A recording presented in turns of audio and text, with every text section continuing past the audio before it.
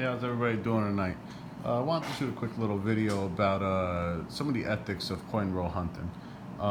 As a quick little story, yesterday on my way into work, I stopped over at a bank that I stop in not too often, but once in a while if I got the time. And I wanted to just get $100 worth of quarters. And when I go in, something I always do is I always ask is, hey, do you guys have any half dollars by any chance? And the teller, very nice lady, she said, "Oh, I actually got $1,000 in the back of the vault that I ordered by mistake. They came in accidentally. Are you interested?" And I said, "Yeah, but who carries $1,000 in their pocket? Definitely not this guy." But I said to her, I said, "Listen, I'll come back tomorrow, and I'll take one of the boxes from you." She said, "Oh, that's great. You'd be a lifesaver. I don't have to send them back, and yada yada yada." So this morning, I quick run to my other bank, one of my dump banks, and I'll get into that in a second. And I turned in all the coins I had. I got myself my 500. All right, I shoot over to the bank. Now this is a Chase Bank. Now, if you do not have an account with Chase Bank, as a courtesy, you can take $100 in installments. Now this lady was going out of her way, and I was kind of doing her a favor by helping her out, taking some of these halves out of her hands. But she didn't have to do that. But when I get into the bank today, she goes and says, "Oh, I do have those in the back, but one of the other tellers has 500 in her drawer." I said, "Okay, I'll take it." So when that other teller opens up her thing and she pulls out the box, I see what she's handed me. And this is the first thing I saw. And yeah, it's a red flag. And I knew exactly what I was getting, and it was what I was getting. When I got into my car, I felt what I was getting. And I open and I see, yep, a whole lot of ready searched rolls that if you look over, every one of the rolls is marked. So some guy in the neighborhood around my job, he's doing the same thing I'm doing. But I do know that she has $1,000, 2 boxes in the house in the back of the vault. So I tell her, I said, "Listen," I said, "I'll take this box now, but I'm going to come back another day and I'm going to get the other boxes. I'll probably come back on Monday when coming into work." She said, "Oh, wonderful, wonderful." She said, "I'll save them for you." Gave her my name, gave her my information, everything like that. Now, the reason why I wanted to make the video, as far as ethics is concerned, I knew exactly what this box was before I even gave the lady the money. Never turn down what these tellers are offering you. If they offer you something and they have it, take it. You can always return it at another bank. You could always do things with it. And also, you never know what you're going to find. And I did go through every one of these rolls just to make sure. Maybe some guy, he was looking for, who knows, a 1972 D to fill one of his books.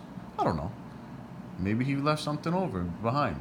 Now, I don't go all crazy with those, NIFCs, and this, that, and the third, because they're going to be scratched up. These are in circulation. These have been banged up God knows how many times, and whatever people were doing with them. There was a guy that needed 50 cents at that time and cracked open one of his, uncle's proof sets or whatever, or, mint sets. I will take a proof coin just because, but an NIFC, I can care less. I'm looking for silver. That's all I'm looking for, guys. I don't get all caught up with the schematics of, oh, this one doesn't have DFG, or this one, whatever with that. Go through my search rolls, and if you find one, I'm happy for you. But rule number 1 for the ethics of coin roll hunting: if a teller's going to go out of her way and she's going to give you something or save something, put it on the side for you, whatever it may be, take it off her hands, because the next time she does the same thing for you, it may just be something really worthwhile. So that's number 1. Number 2, which really should be number 1, always walk in and be polite to these people. Greet them, say hello, do this, that. Treat them nicer than you would treat your own mother, because they're really doing you a favor. There's sometimes, if you find yourself a silver 90%, that's $5-6 right there. You paid 50 cents for it. Think about what we're doing here. Now, going into the dump banks, don't go and bring the coins. If I just paid $500 for these coins and took this out of this woman's hands, and then the next day I come back and I give it right back to her, you think they're going to do it for you again? Never. And I wouldn't blame them either. I wouldn't want that to happen to me. this box is heavy. They don't want to be lugging it around all over the place. So have a set of banks that are your banks as a dump bank. Now for the dump banks. Another most important thing to do and remember, please, people. I mean, marom, you're dumping over $500 worth of half dollars or whatever you're doing, quarters and nickels. I don't care what you're doing. Whatever. Be nice to that bank, as golden as you can be. What I do, I'm not saying do this, come up with your own things, be creative, whatever you feel is necessary. But just because I got a Dunkin' Donuts next to one of the banks, I stop over at the Dunkin' Donuts, I pick up a dozen donuts, maybe sometimes I'll get that box of Joe coffee thing, and I bring it over to them. I don't even care if they don't even eat it. Somebody's gonna eat it, they'll hand them out, they'll do whatever.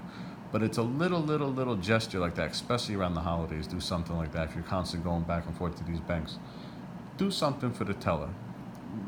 You're not going to go and give her, don't be crazy now with it. But that little something really pays off. And it prevents them from getting angry.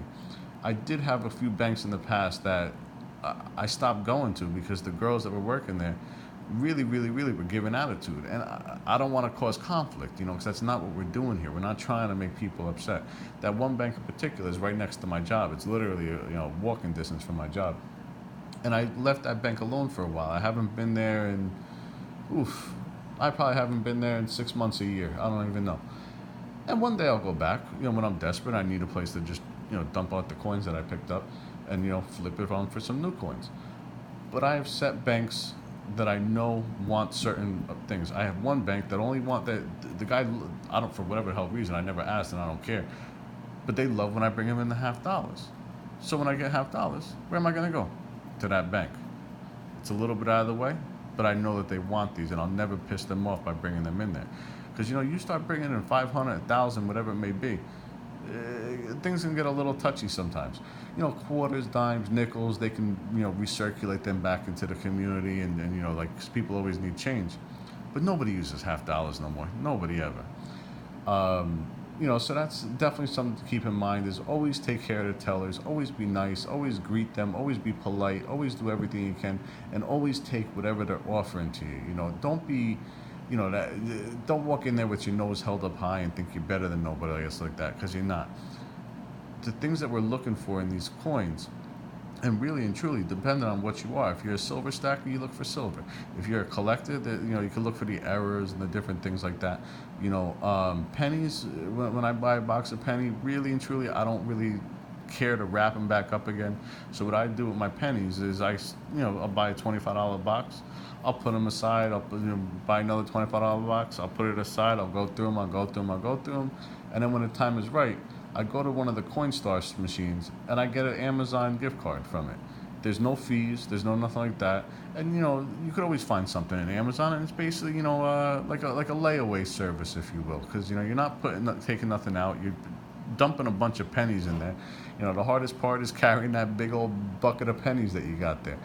But I mean, use your head, be smart, be nice to these people. Really, I can't even tell you how many times, just from being nice to folks, that they look out for you in the future. I've gotten phone calls from some of these tellers that I've given my number to in the past, where they'll say, some guy brought in all these coins or whatever. I think some of them are old. Come and check them out. And sometimes it's a dud. Sometimes it's something really good. There was a few times in the past from one of the banks, the teller I know, and I'm not even a member of these banks, some of them. Just for me going in and talking and being nice and schmoozing and doing whatever you're doing. They called me up and they said, listen, we got this person, they just dropped off all these silver coins. I said, really? Give me an hour, I'll be there. I was there in 20 minutes. Now, I got a little depressed with this one particular guy because, they did say, there was a bunch of those old big dollar coins, not the Eisenhowers neither. He didn't know what they were, but they may have been a piece, may have been a Morgan. But there was someone in there standing in the back, and they bought them from him, and they only paid $1 for each. So think about those things, too. This stuff still does happen. This stuff is still out there. But I went in there.